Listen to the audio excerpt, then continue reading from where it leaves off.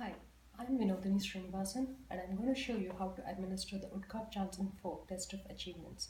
Now this is a norm-reference test that is used to measure the students' intellectual abilities and the oral language abilities in academic achievement. And the results of this test help the teachers, counselors, social workers and other personnels to understand the nature of the individual's academic strengths and weakness and to determine the levels of assistance. I have the entire kit here with me, and these two are the test books. This is the oral language textbook, and I use the CD which comes along to test this. I have two scoring booklets. I use these booklets to record the scores as the student is testing. And this is a response booklet which the student uses to record his responses for certain tests. This whole set it's a comprehensive set of 20 tests, and this one is the examiner's manual, and this is the most important part of the kit as it tells you how to conduct this test. The test has to be very scripted, and it's very important that the examiners stick to the script. This also gives me information about the different tests, like each of the 20 tests, how to conduct them and how to score them. So today I'm going to show you how to administer the test 4, which is a passage comprehension. My student Johnny was referred for this test by the student study team because they had concerns about his reading comprehension skills. He is in 6th grade. One of the important things about this is when I have a student coming in for testing, I should make sure that the student feels comfortable. Like I should engage in casual conversation and make sure the student is ready to test. And it's also important that I call the student at a certain period of the day, like the time that it's more comfortable for him, definitely not in the late evenings. I'm going to show you how I conduct test 4 for passage comprehension for Johnny. So this test book has a teacher's side to it and a student's side to it.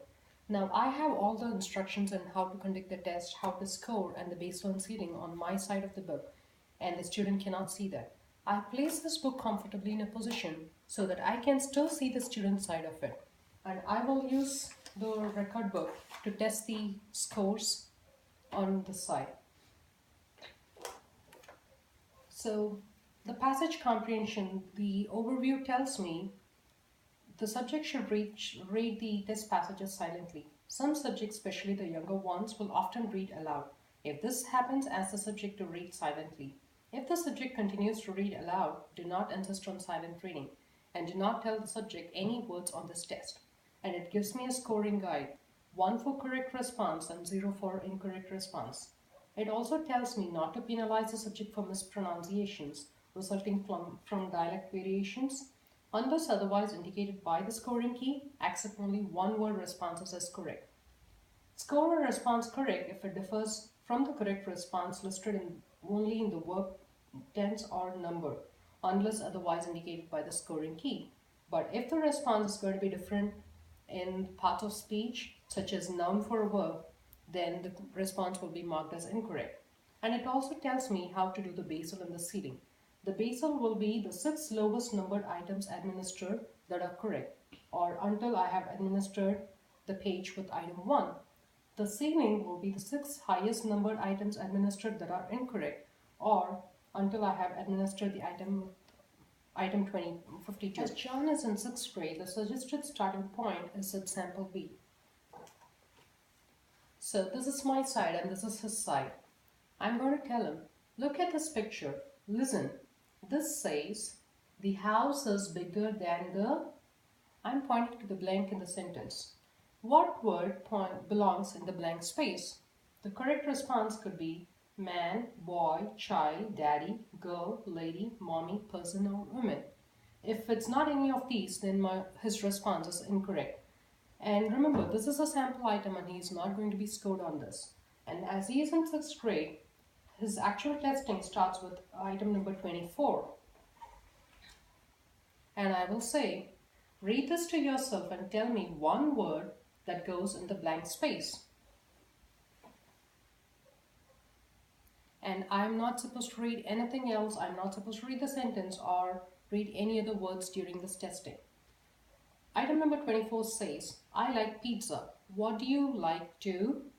So his response could be eat or have. If it's anything else, I will mark it as incorrect.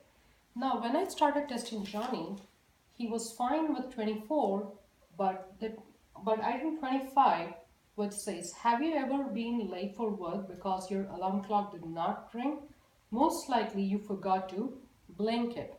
And he said, have it, which is an incorrect response. So now I did not have my basil as my second item is incorrect. So I let him finish this page, which goes till item number 27, and then I retraced my steps back to get my basil. So the earliest starting point would be item number 16. So I started on item number 16, and he had everything right until 24. So I have his basil.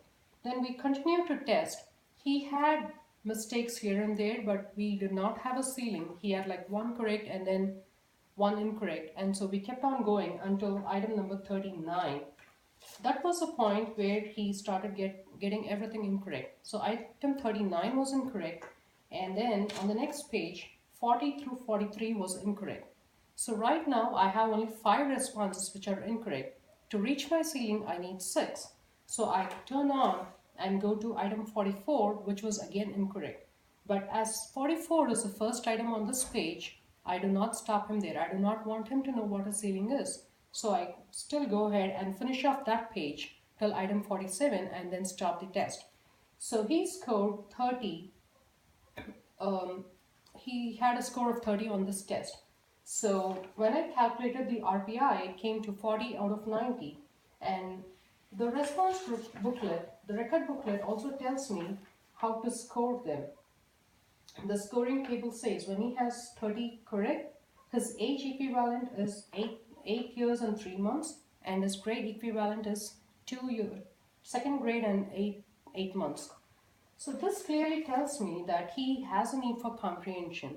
So I will be sharing these results with the other educators and also come up with his goals. So as I again said, this is his initial assessment. So this will be valid for 3 years, and during his triannual, all these will be reviewed again, and he will be doing this testing again to see if he has improved or if his needs has changed.